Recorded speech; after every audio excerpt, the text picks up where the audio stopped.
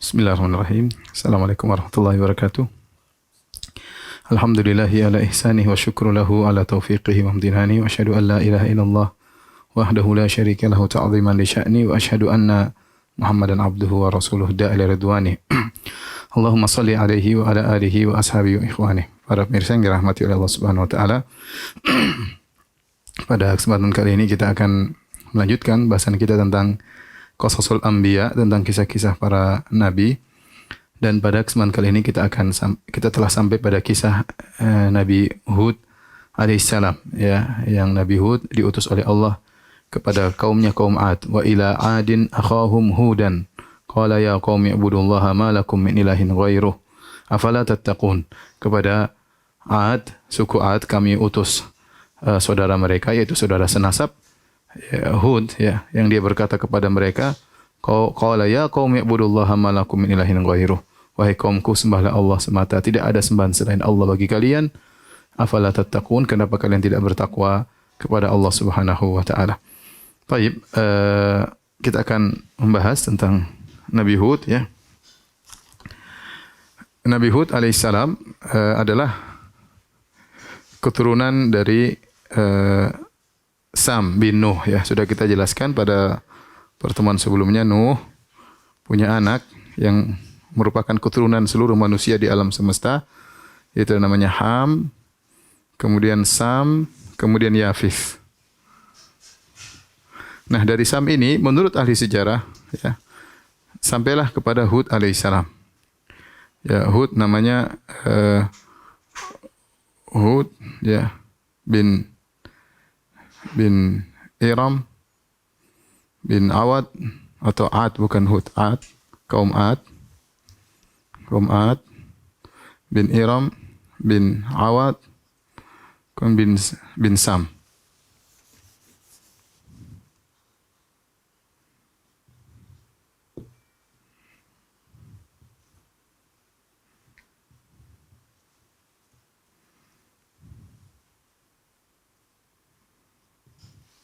Jadi kalau kita perhatikan antara Ad dengan Nuh ada 1, 2, 3 generasi, ya. Sehingga kalau setiap generasi misalnya seumur Nabi Nuh alaihissalam sekitar 1000 tahun, ya kira-kira antara kaum Ad sampai Nuh alaihissalam sekitar 3000-an tahun atau kurang lebih daripada itu. Di zaman setelah manusia semua, orang-orang kafir semua binasa tatkala terjadi banjir, maka tidak terjadi kesyirikan. Kesyirikan baru muncul kembali di zaman kaum Ad. Sehingga Allah akhirnya mengutus Nabi Hud alaihissalam. Allah sebutkan, "Tsumma arsalna min ba'dihim qarnan akharin" dalam surat Al-Mu'minun. Lantas kami mengutus setelah kaumnya Nabi Nuh qarnan akharin. Fa arsalna fihim rasulan an ibudullaha ma lakum min ilahin ghairuh. Ya, afala tattaqun. Maka kami utus seorang rasul yang kemudian menyuruh kepada mereka untuk beribadah kepada Allah semata. Ya, wa qala al-mala'u min qaumihi alladhina kafaru wa kadzdzabu bi liqa'il akhirati wa atrafnahum fil hayatid dunya ma hadza illa basyarum mislukum, dan seterusnya. Jadi setelah kaum Nabi Nuh, Allah kirim Nabi Hud kepada kaum Ad. Dan Ad, ya, dari kaum Ad nanti kaum Samud. Kaum Samud atau kaumnya Nabi Saleh, ya, kaumnya Nabi Saleh. Kaum Samud. Oleh karenanya karena Samud keturunan Ad, maka Samud diberi istilah dengan Adanil Ula. Dalam ayat dikatakan Adan al-Ula, yaitu Ad yang pertama. Ad yang pertama. Untuk apa?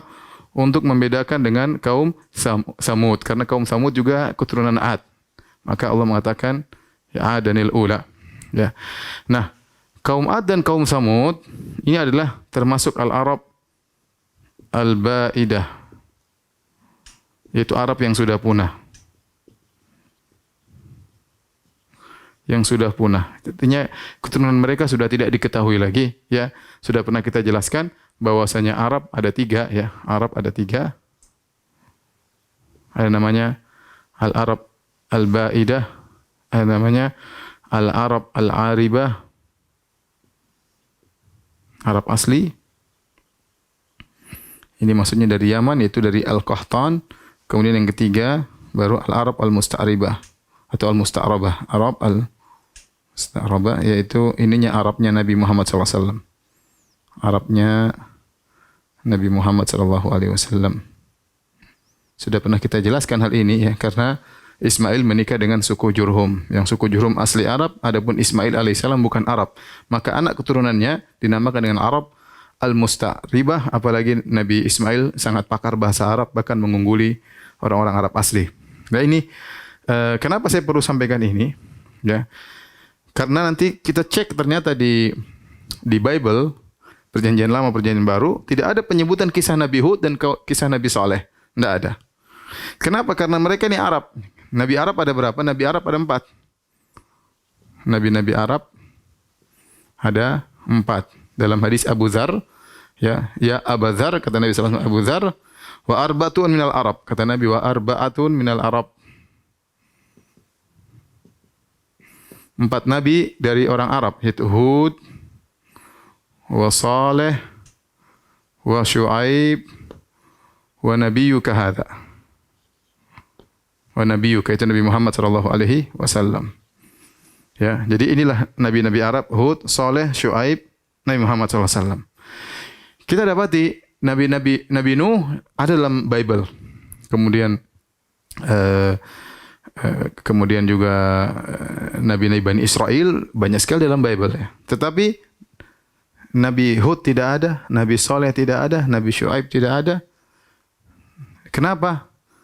Karena mereka ini Arab. Mereka ini Arab.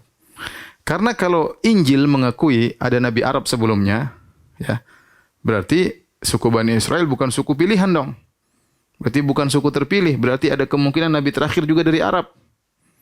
Berarti ada kemungkinan Nabi terakhir Nabi Muhammad dari Arab. Karena mereka tidak mengakui Nabi terakhir dari Arab, Muhammad SAW, maka mereka juga karena hasad, mereka tidak juga Bible disimpangkan sehingga tidak disebutkan kisah Nabi Hud sama Nabi Saleh sama sekali. Tidak lain karena mereka adalah Arab. Inilah Nabi Hud alaihissalam. Ya. Nabi Hud berarti dari suku Ad. Nabi Hud, di mana lokasi? Di manakah lokasi kaum Ad? Kaum Ad lokasinya di Al-Ahqaf. Di Al-Ahqaf. Al-Ahqaf.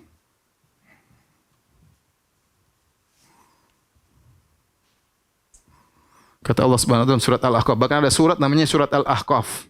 Wadhkur akha 'adin id andzara qaumahu bil ahqaf. Kata Allah, dan ingatlah atau sebutkanlah tentang kisah Nabi Hud tatkala dia memperingatkan umatnya di Al-Ahqaf. Al-Ahqaf di mana? Ada khilaf di kalangan para ulama, ada yang mengatakan di Jazirah Arab, ada yang mengatakan di Yaman, dan pendapat yang lebih kuat Allah alam bisawab, Al-Ahqaf itu antara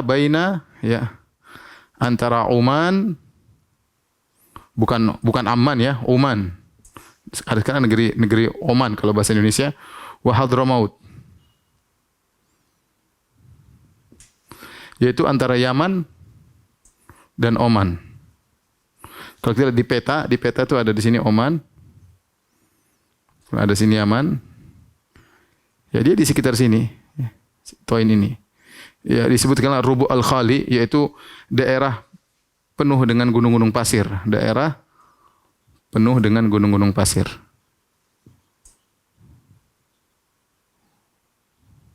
Gunung-gunung pasir. Ini semua yang kita jelaskan karena nanti ada kaitannya ya. Jadi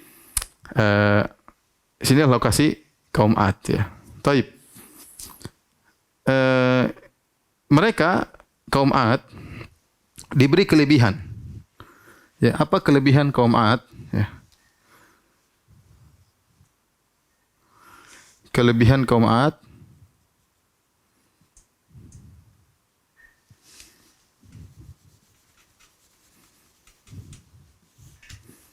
Coba ambil tisu.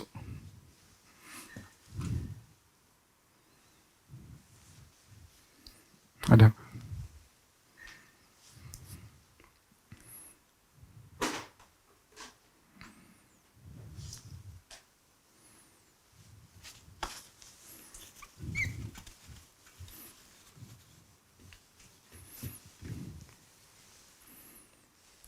Jadi kelebihan kaum Ad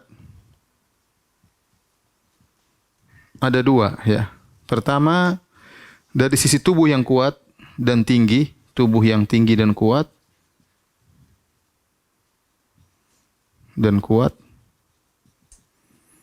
Yang kedua, memiliki bangunan-bangunan yang megah.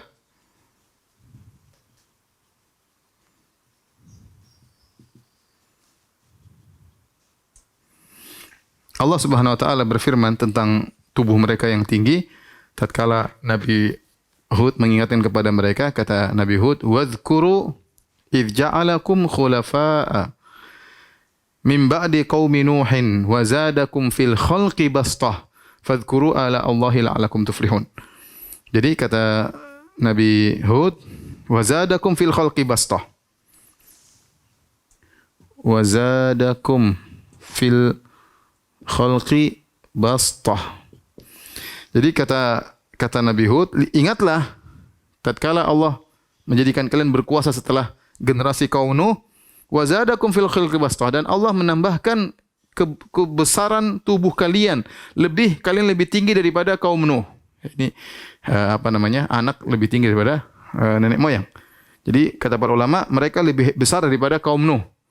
Ya, ini yang membuat mereka sangat kuat. Adapun berapa ukuran mereka, maka akan kita dapati banyak pendapat dari kalangan ahli tafsir, ya. Ada yang mengatakan 300 hasta, ada yang mengatakan sekian ratus hasta, ya 150 meter, dan namun semua pendapat dibantah oleh Ibnu Katsir rahimahullahu taala. Yang benar sebagaimana pernah kita jelaskan bahwasanya manusia tertinggi adalah Adam alaihissalam, ya. Tinggi Adam situna zira'an, 60 hasta, sekitar 30 meter. Kemudian kata Nabi sallallahu alaihi wasallam, "Walam yazidil khalqu ba'du yanqusu hatal an." Kemudian manusia mengecil sampai sekarang. Jadi intinya kaum Ad tubuhnya besar tetapi tingginya wallahu alam seberapa. Saking kuatnya kaum Ad, ya Allah sebutkan, "Wa idza batashtum jabbarin." Kalau kalian mukul maka mukul dengan hebat. Kemudian juga di antara para tafsir mengatakan kalau kaum Ad sudah ngamuk, ini mau basmi manusia di sana satu kampung, tinggal kirim satu orang aja. Satu orang Ad datang, kemudian dia bisa ngangkat batu, lempar sana sini. Saking kuatnya, intinya dia memiliki tubuh yang sangat kuat. Kemudian yang kedua, mereka memiliki bangunan-bangunan yang megah. Di antara dalilnya, ya, kata Allah Subhanahu wa taala, "Irama dzatil imad." Irama dzatil imad, allati lam yukhlaq mithluha fil bilad.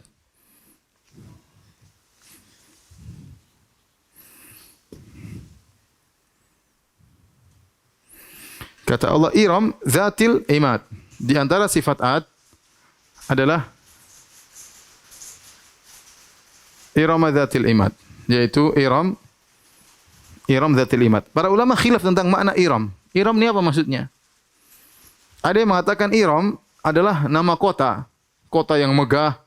Makanya dikatakan Iram Zatil Imad, Iram kota yang memiliki bangunan-bangunan yang tinggi. Tapi pendapat yang dipilih Ibnu Katsir, Iram adalah nama nenek moyang Ad bin Iram bin Awad bin Sam. Jadi Iram ini adalah suku. Allah ingin mengatakan bahwasanya Ad adalah suku Iram. Tetapi di antara ciri suku Iram adalah Zatul Imad, memiliki imad. Imad itu tiang yang tinggi. Tiang yang tinggi. Apa makna imad juga? Sini juga khilaf di kalangan ahli tafsir apa maksudnya imad. Ada yang mengatakan kaum Ad mereka tinggal di kemah-kemah, ya. Yang kemah itu tiangnya tinggi. Kalau mereka pindah, mereka tinggal pindahin kemah mereka karena mereka tinggal di daerah padang pasir sehingga mereka berpindah-pindah. Namun yang benar tidak, al-imad maksudnya mereka memiliki bangunan yang tinggi. Jadi mereka memiliki bangunan yang megah. Sebagaimana dalam ayat yang lain kata Allah Subhanahu wa taala, "Atabaduna bikulli ri'in ayatan." Ya. Ta'bathun wa tattakhiduna masani'a la'allakum takhludun, yaitu apa kalian bangun bangunan tinggi di tempat-tempat yang tinggi, ya. Ini menunjukkan bahwasanya mereka memiliki bangunan-bangunan yang tinggi, ya. Oleh karenanya tatkala Allah mengkisahkan kaum Ad binasa, kata Allah Subhanahu wa taala, "Fa asbahu la yura illa masakinuhum." Maka mereka semua hilang dari penglihatan kaum Ad, yang tersisa hanyalah tempat-tempat tinggal mereka. Seandainya tempat tinggal mereka terbuat dari kemah, kena angin pasti hancur juga. Oleh karenanya yang benar, mereka memiliki badan yang kuat dan hadarah, yaitu kemajuan teknologi di zaman tersebut, ya, bangunan-bangunan yang tinggi. Karena memiliki dua kelebihan ini, mereka akhirnya sombong. Akibatnya mereka sombong.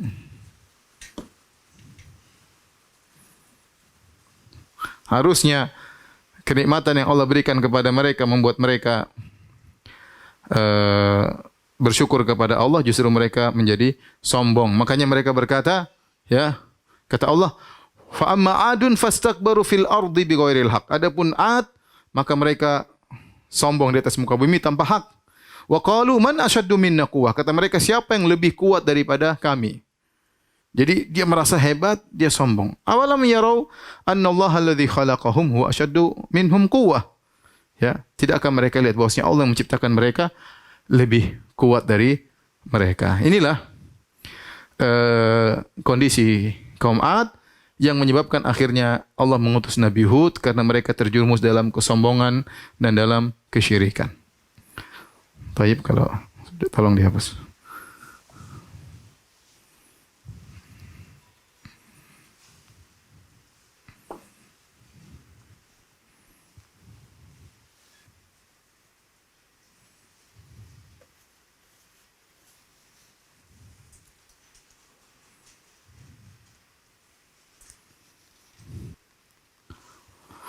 Baik.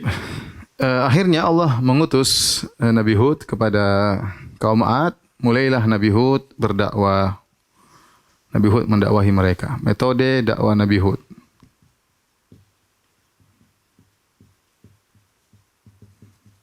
Hud alaihissalam.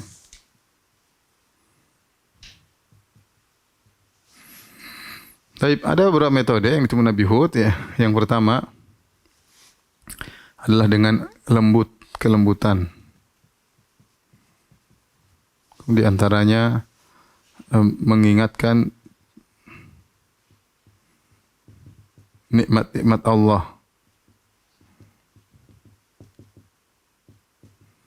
Kemudian yang ketiga dengan motivasi, ya, yaitu targhib, ya, memotivasi untuk mendapatkan pahala, ganjaran dari Allah.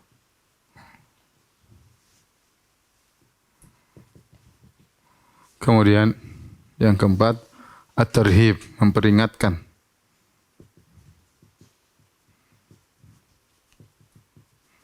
Inilah kira-kira, ya, metode dakwah Nabi Hud alaihissalam yang bisa kita sarikan dari Al-Quran. Yang pertama, Nabi Hud alaihissalam mendakwahi mereka dengan kelembutan. Ya, mereka berkata kepada Nabi Hud, waktu Nabi Hud mendakwahi mereka, kata mereka, Inna lanaraka fi safaha, wa inna lanadhunnuka minal kadhibin. Hud, kami melihat engkau tuh kurang akal, engkau bodoh wahai Hud. Ya, kalau Nabi Nuh mereka bilang sesat, Nabi Hud dibilang bodoh. Engkau bodoh. Wa inna lanaraka wa inna lanadhunnuka minal kadhibin. Dan menurut kami engkau adalah pendusta. Ya, apa jawaban Nabi Nuh, Nabi Hud alaihissalam? Kata Nabi Hud, ya qaumi laisa bi safahatun walakinni rasulun min rabbil alamin. Uballighukum risalati rabbi wa ana lakum nasihun amin. Masya Allah, kata Nabi Hud, waktu dituduh bodoh dan gila. Pertama Nabi Hud berkata, ya qaumi, wahai kaumku.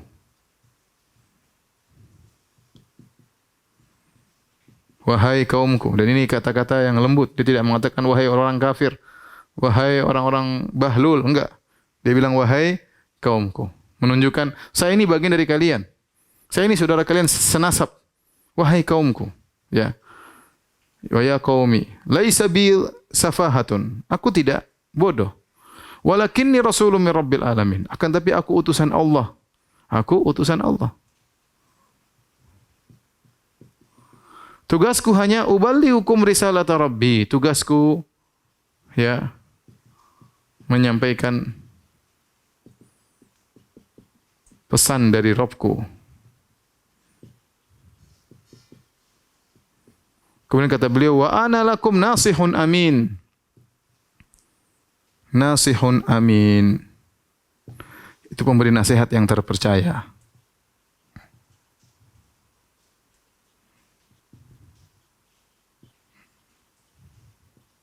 Nabi Hud sampaikan, saya memberi nasihat, saya ini dari bagian kalian, saya ingin menasihati kalian. Jadi tidak membalas dengan, dia memilih tidak membalas, itu akhlak yang mulia. Ya, para ulama tatkala menyampaikan ayat ini mereka mengatakan memilih tidak membalas adalah akhlak yang mulia dipilih oleh Hud alaihissalam. Dia tidak mengatakan justru kalian yang gila, justru kalian yang pandir, justru kalian yang dusta, ya, dan yang lainnya. Taib. Ini pertama. Yang kedua, mengingatkan tentang nikmat Allah. Ya, Nabi Hud ingatkan nikmat Allah kepada mereka. Sebagaimana kita sebutkan tadi, Nabi Hud berkata, "Wadhkuru idh ja'alakum khulafa'a min ba'di qaumi Nuhin wa zadakum fil khalqi bastah. Fadhkuru ala Allahi la'allakum tuflihun." Kata Nabi Hud alaihissalam, ingatlah, ya, kalian dijadikan khalifah penguasa setelah kaum Nuh. Setelah kaum Nuh. Nabi Nuh alaihissalam. Kemudian apa lagi? Ya, diberikan tubuh yang besar. Tubuh yang besar dan kuat. Dan masih banyak. Wadhkuru ala Allah. Ingatlah nikmat-nikmat Allah. Nikmat-nikmat Allah masih banyak bagi kalian. Diingatkan. Ini metode. Kita tatkala ingatkan kepada kaum muslimin, misalnya orang langsung ingat Allah kasih kalian nikmat, bersyukurlah kepada Allah. Nikmat bukan untuk bermaksiat kepada Allah. Nikmat bukan untuk membangkang perintah-perintah Allah. Kemudian di antaranya juga, ya, Nabi Hud, ya, menyebutkan tentang ayat yang lain. Dalam ayat kata Nabi Hud, ya, wattaqul ladzi amaddakum. Kata Nabi Hud, wattaqul ladzi amaddakum bima ta'malun. Kalau kita artikan bahasa Indonesia, bertakwalah kalian kepada Allah yang telah memberikan nikmat-nikmat yang kalian ketahui. Nikmat kalian banyak. Bima ta'malun. Kemudian Nabi Hud memperinci, amaddakum bi an'amin wa banin wa jannatin wa uyun. Kata Nabi Hud, Allah telah memberikan kalian kenikmatan berupa an'am. An'am itu binatang-binatang. Hewan-hewan. Yang pertama disebut hewan-hewan. Kemudian anak-anak. Kemudian baru kebun-kebun. Baru kemudian sungai-sungai dan mata air. Atau mata air. Kata para ulama, kenapa Nabi Hud menyebutkan hewan terlebih dahulu? Karena di zaman tersebut hewan ini harta yang paling luar biasa. Di zaman seperti itu, hidup di tengah padang pasir, maka hewan ini keperluan semua itu. Makan dari hewan, minum susu dari hewan. Untuk perjalanan safar pakai hewan. Kemudian bikin baju dari kulit hewan. Bikin bejana-bejana dari kulit hewan. Jadi hewan ini kenikmatan yang paling top di zaman itu. Baru kemudian Allah sebutkan anak-anak. Ingatlah kalian diberi anak-anak yang banyak. Dengan anak-anak tersebut kalian menjadi kuat, mampu untuk melawan suku-suku yang lain. Kalian ditakuti oleh suku-suku yang lain. Kebun-kebun, ya ini kesempurnaan. Ada kebun-kebun di tengah padang pasir. Allah kasih kebun-kebun itu luar biasa. Kemudian ada mata air yang keluar, ini nikmat. Apalagi yang kalian butuhkan. Ya, makanya Allah sebutkan dalam ayat yang lain, kata Allah, wa atrafnahum fil hayatid dunya. Kami membuat mereka hidup mewah dalam kehidupan dunia. Ini kita bicara ukuran mereka, ya. Ukuran mereka ini sudah mewah banget. Jadi mereka sudah hidup dalam kemewahan. Wa atrafnahum fil hayatid dunya. Kata Allah, kami jadi orang-orang yang kami jadikan mereka hidup dalam kemewahan dalam kehidupan dunia. Jadi Nabi Hud ingatkan mereka tentang kenikmatan. Ini di antara metode Nabi Hud agar mereka kembali kepada Allah. Kemudian yang berikutnya motivasi. Nabi Hud berkata, "Wa ya qaumi astaghfiru rabbakum tsumma tubu ilaih. Yursilis sama 'alaikum midrara." Beristighfarlah, kata Nabi Hud, beristighfarlah dan bertobat. Niscaya, kenapa? Niscaya Allah akan turunkan hujan yang deras. Turunkan hujan yang deras. Kemudian wa yazidukum quwwatan ila quwwatikum. Allah tambahkan kekuatan kalian.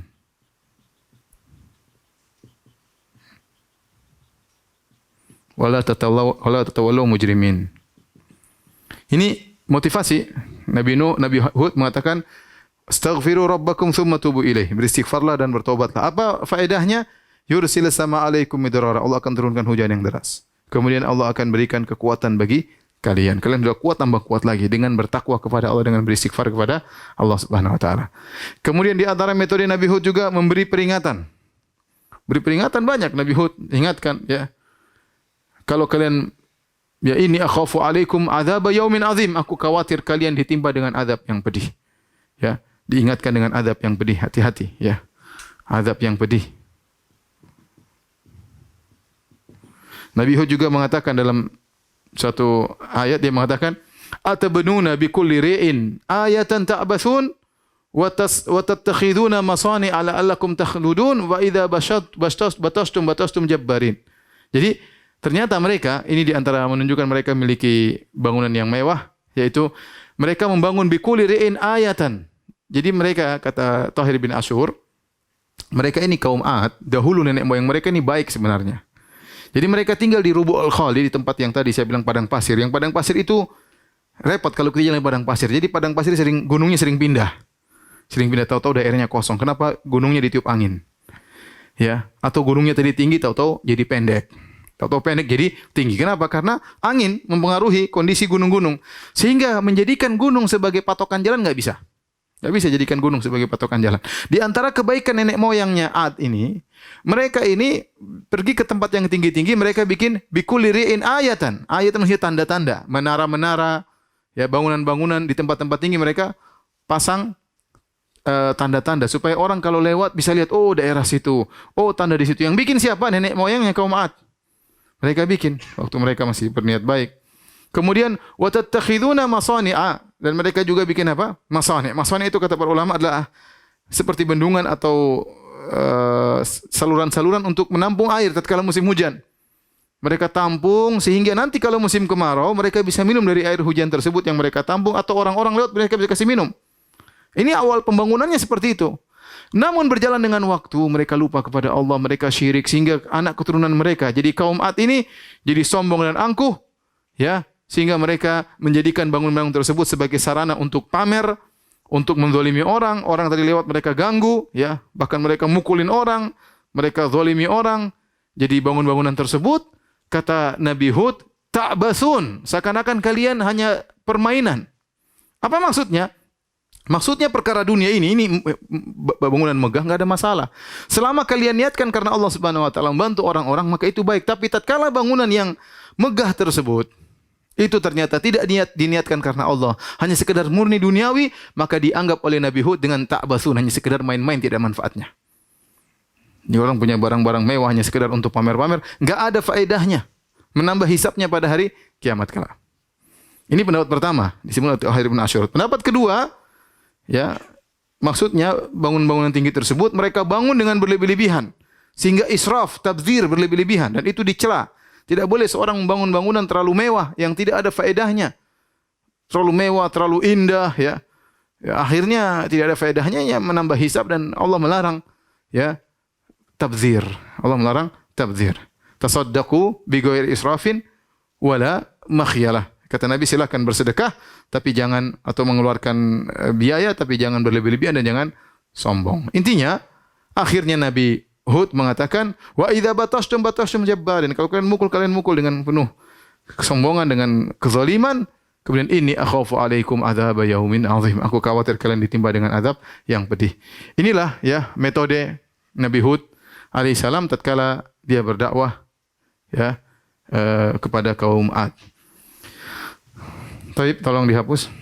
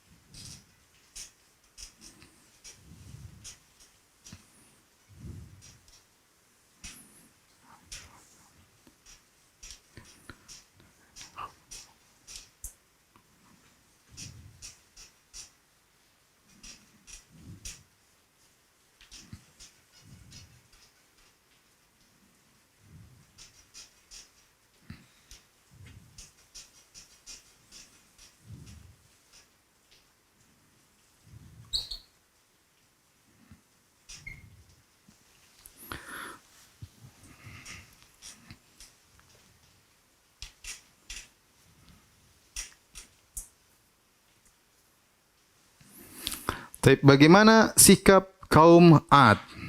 Sikap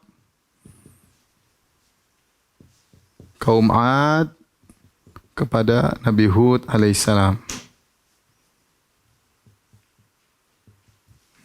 Bagaimana sikap kaum Ad terhadap Nabi Hud alaihissalam? Mereka juga menghadapi dakwah Nabi Hud dengan berbagai macam metode. Yang pertama dengan menuduh, ya, menuduh atau mengejek. Ya. Sudah kita sebutkan tadi, mereka mengatakan Nabi Hud, Inna lanaraka fi safaha. Inna lanaraka fi safaha. Sungguh kami melihat engkau benar-benar bodoh. Melihatmu benar-benar dalam kebodohan. Kemudian juga mereka mengatakan, ya, in huwa illa rajulun iftara 'ala Allahi kadhiba. In huwa illa rajulun iftara 'ala Allahi kadhiba. Hud ini hanya berdusta atas nama Allah. Hud berdusta atas nama Allah.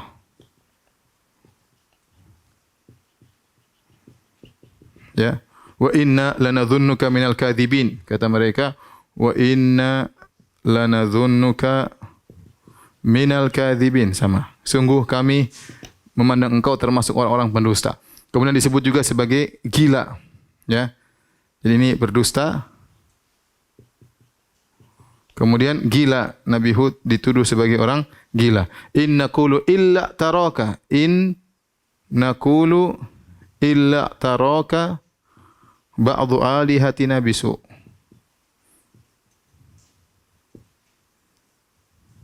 Kata mereka, wahai Hud, menurut kami engkau dijadikan gila oleh sebagian tuhan-tuhan kami. Engkau dijadikan gila oleh sebagian sembahan kami.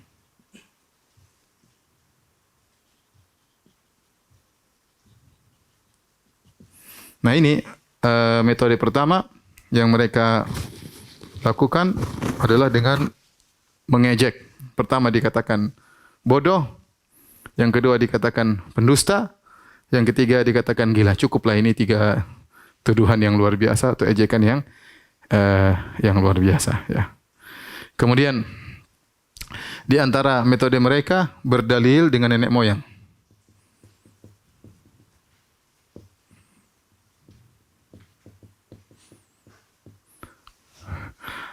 Yahudu, ya, ajitana lina'budallaha wahdahu wa nadhara ma kana ya'budu abauna. Ma kana ya'budu abauna.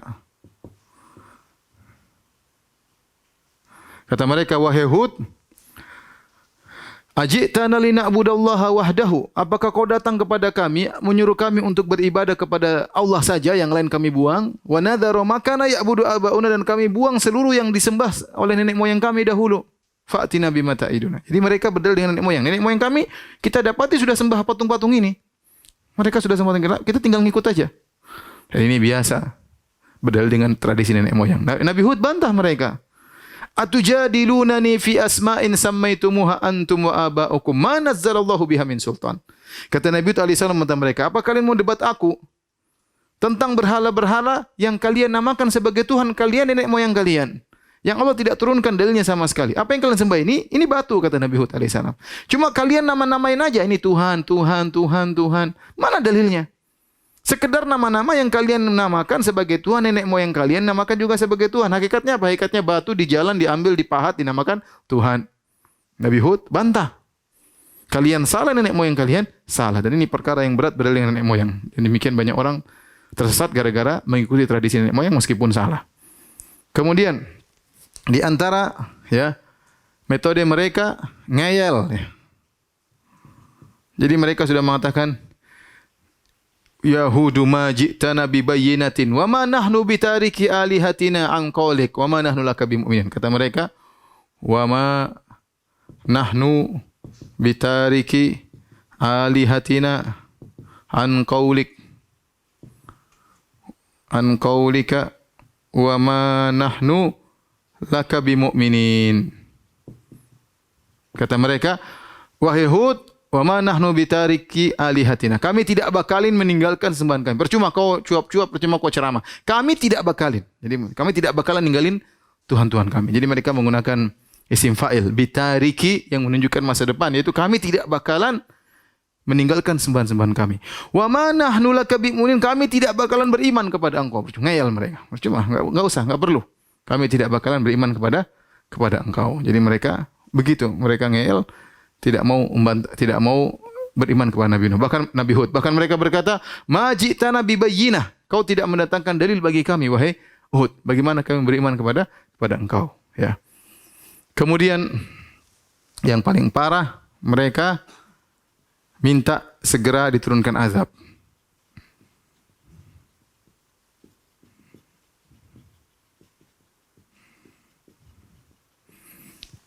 Kata mereka, ya, fa'tina, sebelum ini, mohon maaf, mereka ngancam.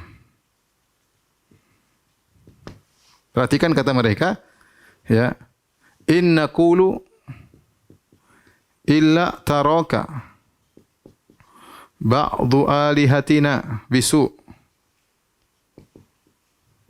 Kata mereka, wahai Hud, menurut kami engkau itu gila karena terkena kualat dari sebagian Tuhan-Tuhan kami. Tuhan kami ini banyak.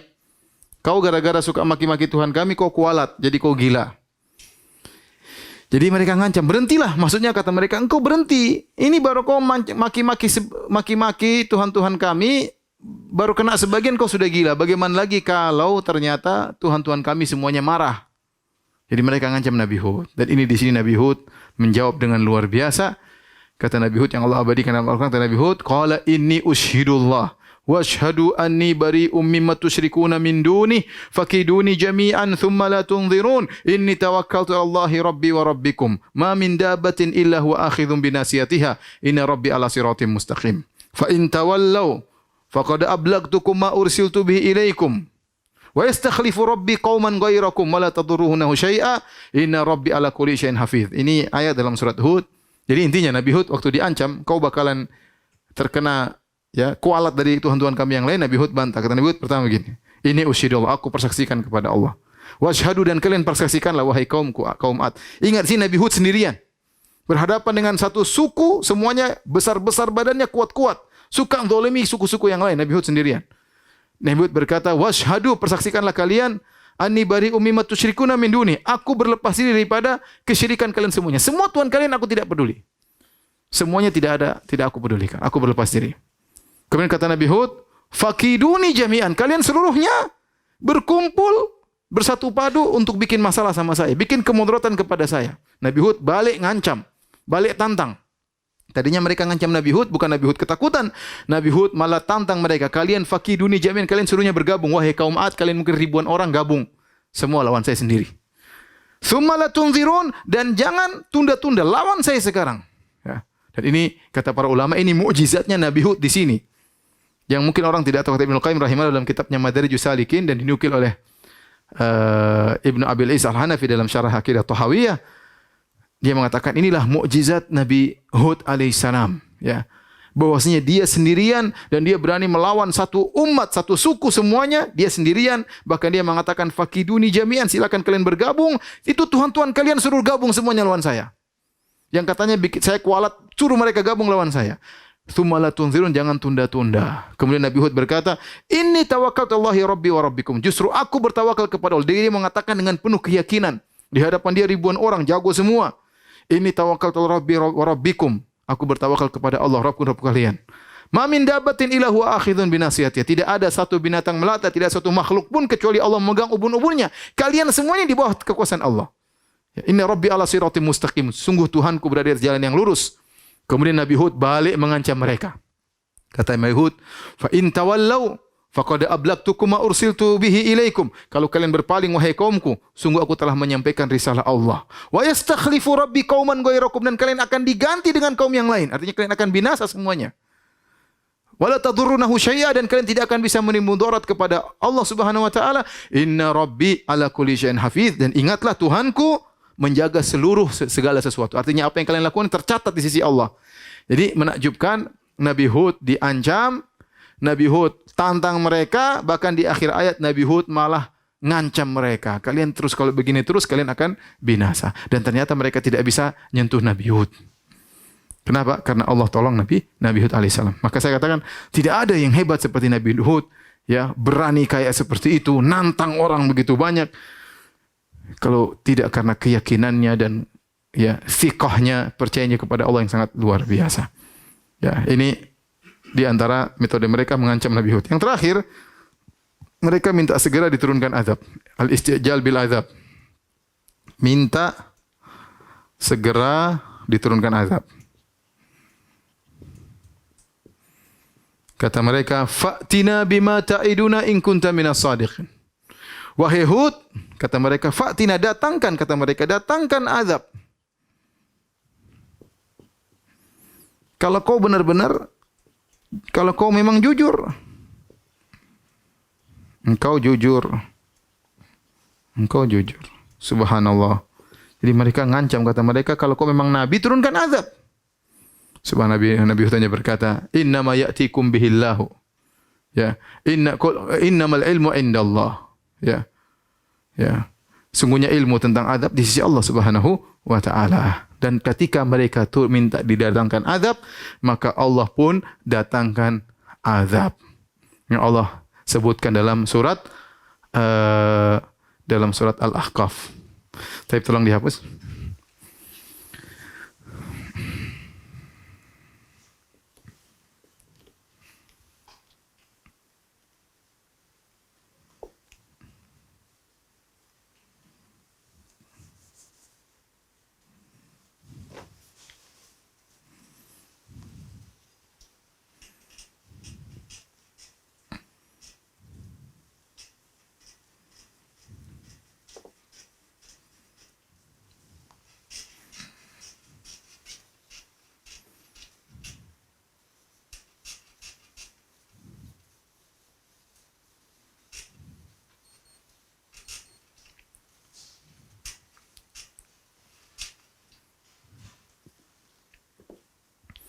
Tapi para mirsa yang dirahmati oleh Allah Subhanahu wa taala,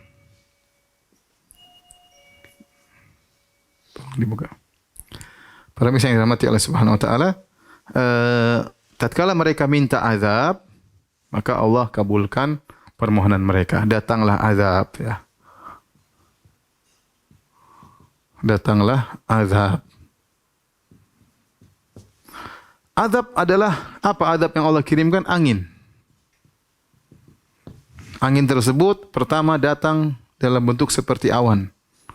Datang dalam bentuk seperti awan. Awan yang gelap. Kata para ulama, ketika itu mereka sedang musim kemarau. Sedang musim kemarau, ya. Makanya Nabi Hud mengatakan, "Istaghfir rabbakum tsumma tubu ilaihi yursilis sama 'alaikum midrara." Nabi Hud berkata, kalian kalau ingin turun hujan, kalian beristighfarlah. Kalian bertobatlah kepada Allah. Yursilis sama 'alaikum midrara. Niscaya Allah akan turunkan hujan yang deras bagi kalian. Nah, ketika mereka minta turun azab, maka Allah kirim azab angin tersebut. Tetapi pertama kali datang angin tersebut seperti awan yang mau hujan, ya. Falamma ra'awhu, ya, aridan mustaqbila awdiyatihim qalu hadza aridun mumtiruna. Ketika mereka melihat jadi datang angin, oh mereka bilang, "Oh ini mau hujan." Bukannya mereka takut dengan azab. Bahkan mereka menyangka, "Oh ini mau hujan." Hadza aridun mumtiruna, akan datang hujan menghujani kita di lembah-lembah kita. Kita sudah musim kekeringan. Kata Allah, "Bal huwa mastajaltum bih." Justru itu bukan hujan, justru itu adalah angin yang kalian minta azab untuk disegerakan. Rihun fiha adzabun alim. Kata Allah, situ ada angin yang isinya azab yang pedih. Tudammiru kulla syai'in bi amri rabbiha. Semua dihancurkan oleh angin tersebut atas perintah Allah Subhanahu wa taala. Fa asbahu la yura illa masakinuhum. Kemudian mereka semua tewas, ya. Tidak tersisa kecuali tempat tinggal mereka. Nah, Allah kirim angin. Ternyata angin azab, ya. Ternyata angin azab.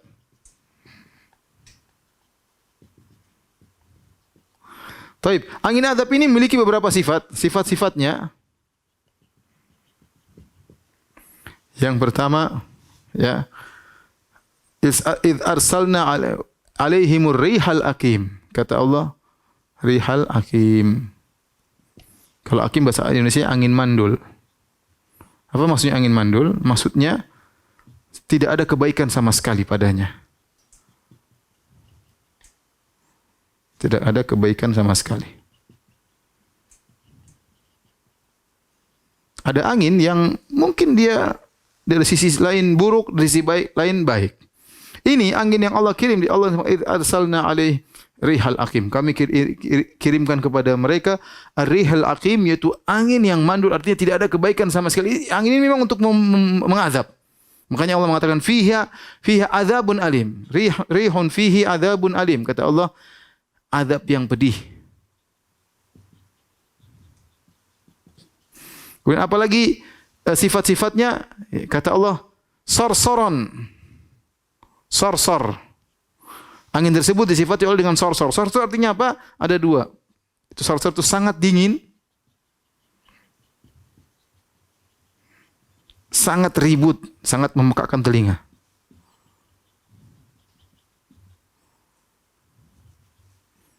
Jadi angin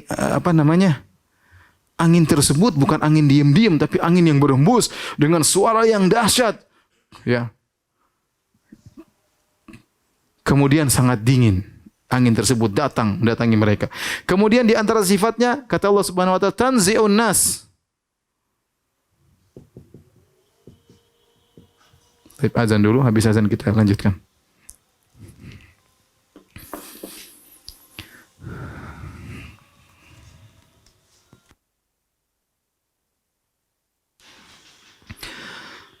Tapi para pemirsa yang dirahmati Allah Subhanahu wa taala, kita lanjutkan. Di antara sifat angin tersebut yang Allah kirim itu mencabut manusia. Dalam surat Al-Qamar kata Allah Subhanahu wa taala, tanzi'un nas, mencabut orang-orang. Maksudnya apa? Jadi ketika kaum Ad sadar bahwasanya angin tersebut ternyata angin yang azab, maka mereka pun kabur, mereka masuk dalam rumah, mereka sembunyi dalam istana-istana mereka, mereka masuk dalam goa-goa, mereka masuk dalam sumur-sumur. Tapi angin tersebut ternyata datang nyabutin mereka. Seperti tangan nyabutin mereka dari rumah. Mereka dalam rumah dicabut, keluar. Dalam sumur dicabut, keluar. Dalam goa dicabut, keluar. Semuanya dicabut. Ini sifat angin-angin tersebut. Ya. Nah, angin ini, apa yang dilakukan oleh angin yang sifatnya ini, ya, diangkatlah kaum Ad. Sakharaha alaihim sab'a layalin wa thamaniyata ayamin husuma. Diangkat ke udara, ya. Sab'a layalin, 7 malam 8 siang. Cukup lama inilah 7 malam 8 siang. Bayangkan angin kuat kenceng banget, ya. 7 malam 8 siang diangkat. Kaum Ad itu badannya besar loh, maksudnya angin itu sangat kuat banget sampai dicabut, kemudian diputar-putar di udara dengan kondisi sangat dingin dan sangat mengekang telinga. Diputar kenceng. Jadi Allah tidak kirim angin panas. Allah tidak kirim seperti Wedus Gembel, ya. Wedus Gembel mungkin datang langsung selesai. Dibuat angin dingin sehingga mereka tersiksa lama. Tidak langsung mati. Kalau Wedus Gembel kan datang syret selesai. Nah, Allah siksa mereka. Ya. 7 malam 8 siang diangkat oleh angin tersebut. Diputar-putar di atas. Saking kencengnya berputar tersebut, kata para ulama, sampai usus mereka keluar. Usus mereka keluar dari mulut mereka, dari dubur mereka, sampai habis isi perut mereka. Makanya apa hasilnya? Setelah diputar kenceng oleh angin, jadinya kata Allah Subhanahu wa taala, ka'annahum a'jazu nakhlin khawiyah. Ka'annahum a'jazu nakhlin khawiyah. Mereka seperti batang korma yang kosong.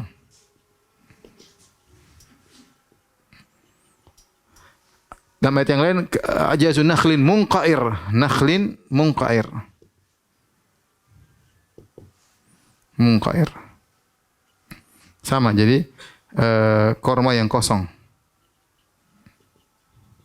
Jadi kata para ulama, perut mereka digoncang sampai keluar isi perutnya, jadi tubuh mereka kosong, kemudian mereka jatuh setelah hari ke-8, jatuhlah mereka dari langit, dari udara, badan kosong, tertancaplah kepala mereka di tanah seperti pohon korma.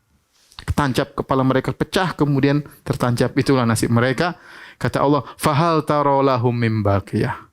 Apakah kau lihat ada sisa mereka? Enggak ada, semuanya tewas. Fa asbahu la yura illa masakinuhum. Jadilah mereka tidak terlihat lagi kecuali rumah-rumah mereka. Tadinya semua orang takut sama mereka.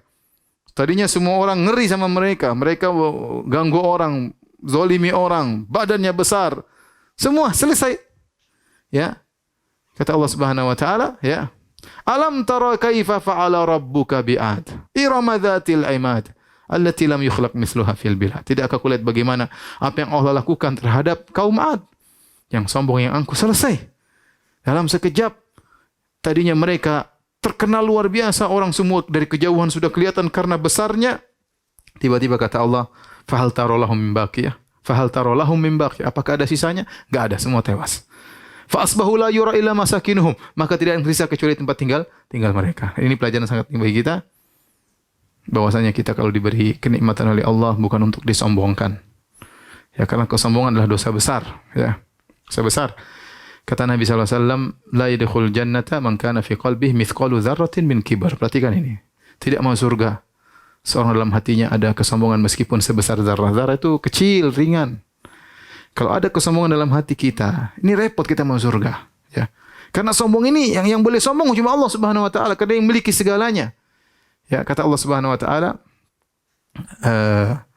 al-izaru, ya, kibriyai, al-kibriyau izari wal azamatu al-kibriyau, al-kibriyau ridai wal azamatu izari faman naza'ani fi wahidin minhuma qadhabtuhu fin nar. Kata Allah Subhanahu wa taala, keagungan adalah sarungku, kesombongan adalah selendangku. Barang siapa ingin menyaingiku dalam salah satu dari keduanya, aku lemparkan di neraka jahanam. Karena yang berhak sombong cuma Allah. Yang punya segala sesuatu adalah Allah. Kita ini punya apa? Kita cuma titipan. Kepintaran dititipin oleh Allah. Jasad yang sehat titipan dari Allah, ya. Apalagi anak yang banyak titipan dari Allah, harta titipan dari Allah. Semuanya akan diminta pertanggungjawaban. Maka kalau kita diberi kelebihan bukan untuk kita sombongkan, tapi untuk kita syukuri kepada Allah Subhanahu wa taala. Hati-hati, kesombongan itu sebabnya banyak, hati-hati. Kesombongan itu sebabnya banyak. Ini sombong kenapa? Karena badannya besar, ya, kuat, sama punya bangunan megah, ya.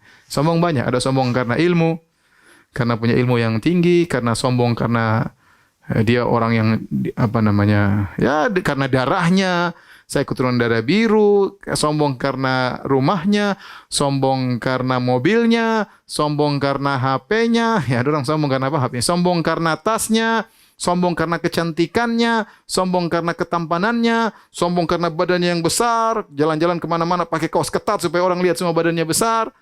Banyak orang sombong. Allah tidak suka dengan kesombongan. Dalam hadis kata Nabi sallallahu alaihi wasallam, "Bainama rajulun yatabakhtaru." Ya. Ada seorang yamshi fi burdaihi.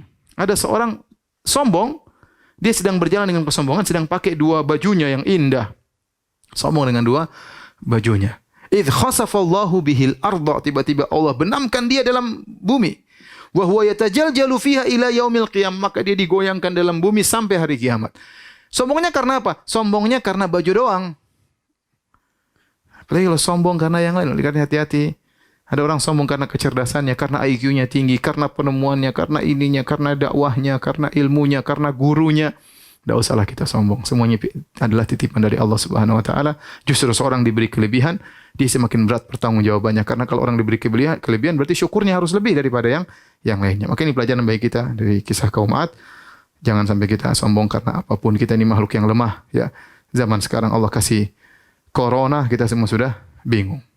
Allah kasih corona kita nggak bisa apa-apa. Apa yang kita sombongkan? Siapa yang mau sombong sekarang? Kasih corona nggak ada yang sombong, ya. Padahal barang kecil nggak kelihatan, ya. Nanometer nggak kelihatan, ya.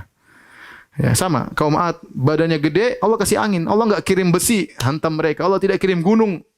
Allah kirim angin aja, angin. Angin tapi kenceng ngangkat mereka. Nggak bisa apa-apa.